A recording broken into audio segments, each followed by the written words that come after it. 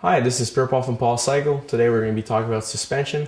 Today's bikes are a lot more complex than they used to be. And the suspension unfortunately got a little bit more complex as well. So we're trying to make this a little bit simpler for you guys to be able to set up your suspension.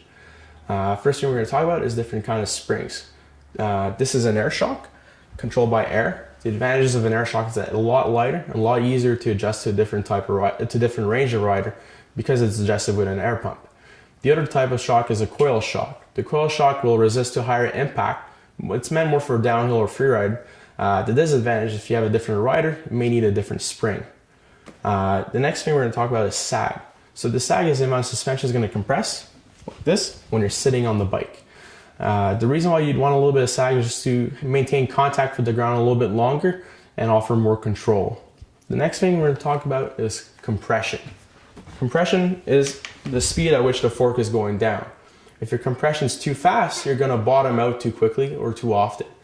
If your compression is too slow, what's going to happen is that the fork's going to feel very harsh. The next thing too is rebound. So when I'm compressing the fork's coming back up. Rebound is the speed at which the fork's going to come back up.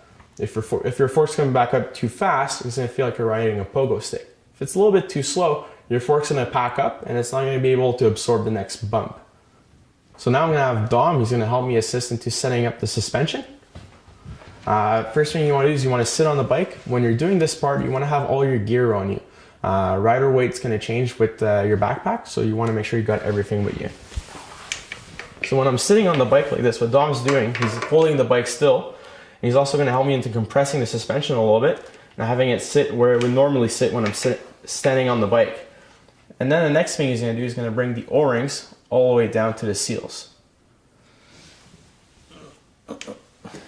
And then when I get off the bike, very carefully, so not to compress the suspension, what we're going to see is the amount of sag that I have on the front and the back of the suspension.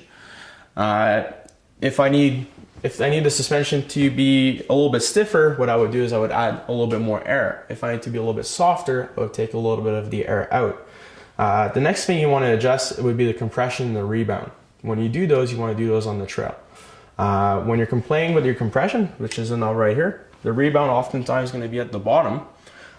You want to play with them individually. So you want to do one at a time. The reason for that is if you start doing too many changes all at the same time, you don't realize what the impact is.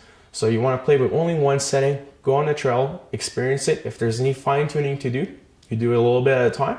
And then once you got that one, the compression dialed, you can move on to the rebound or vice versa.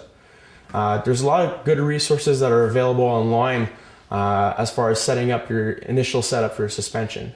Thinking about the Trek website, the Fox website, or any other manufacturer's website. What those settings are, their initial setup.